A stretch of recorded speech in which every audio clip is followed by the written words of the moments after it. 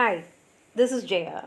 In this video, we shall see the summary of No Sugar, a play by Jack Davis. Jack Davis is an Aboriginal playwright and he was born in 1970. And No Sugar is a 4-act play. And this story is about the Aboriginal family's struggle for dignity, equality, and justice. And the story is based during the period 1930s during the Australian Depression, and the themes are all illustrated with remarkable clarity because Davis himself has experienced what has happened in the play.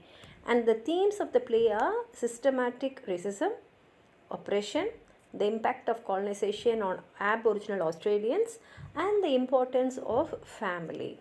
And the characters are like we have two families which are Millimura and Monday families. Gran is the matriarch, Jimmy is a son, a voice of protest, and Millie is a daughter. Sam is Millie's husband, and Joe are Sam and Millie's son. And Mary is Joe's love interest. And we have Billy, who is a black tracker. And colonial figures are Mr. Neil and his wife Matron Neil, and the chief protector A.O. Neil, and there are other small characters.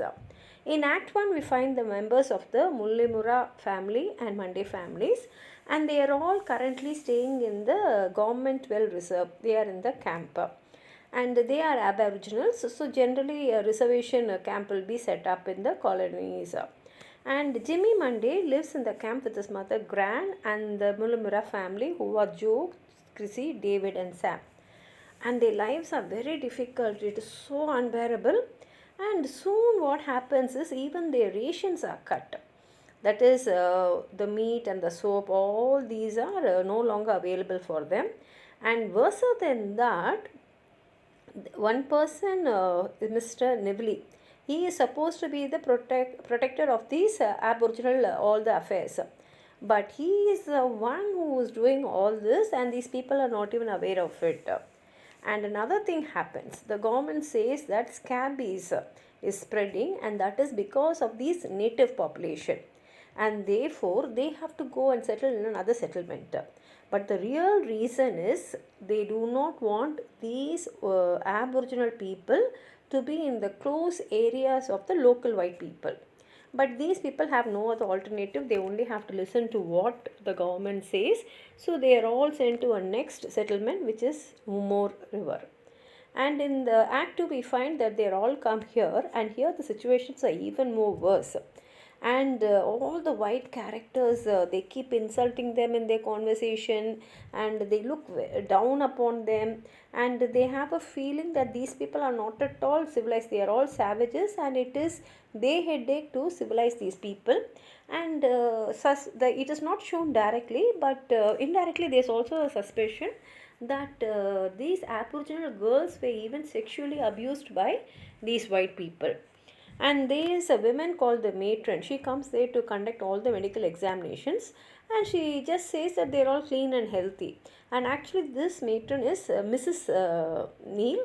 Like, she's married to Mr. Neil, who is a settlement superintendent, and he is a person who commits many blatant indecencies here, and he is a representative of the attitudes of all the white people who are there. And working for Mr. Neil is a black tracker named Billy, and her verdict proves that there was another reason for moving the natives to the new settlement, which will be revealed later on. Now here what happens is, due to all these situations, Joe and Mary, they fall in love, and at the same time they also get into a lot of trouble, because now Mr. Neil wants Mary to work in the hospital. But it is suspected that if Mr. Neil sees a girl and if he wants to abuse her, he will ask them to come and work in the hospital.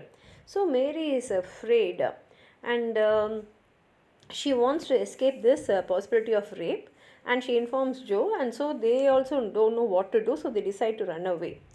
And Joe and Mary, they come back to their former settlement, and only after coming there they find that the government's well reserve has been totally destroyed, because they never expected these people to come back. It was like once away, they have to get rid of them.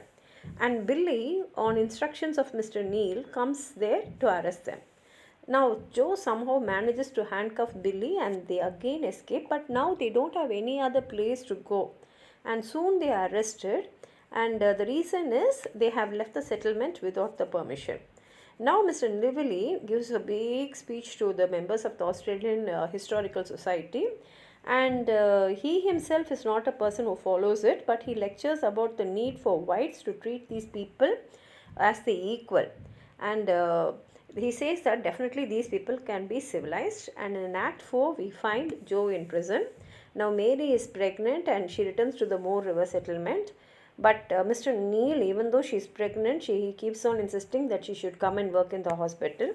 And when she defies him, he stands by as Billy brutally whips her with the cat of 9 tails. And after beating, she is afraid, that is, Mary is afraid so much so that she doesn't even go to the hospital for delivery. She delivers a baby in the camp itself. And now her greatest fear is that the matron will take the baby from her if she does not deliver the baby surrounded by a family and relatively hidden in the camp. But the baby is born without any problems.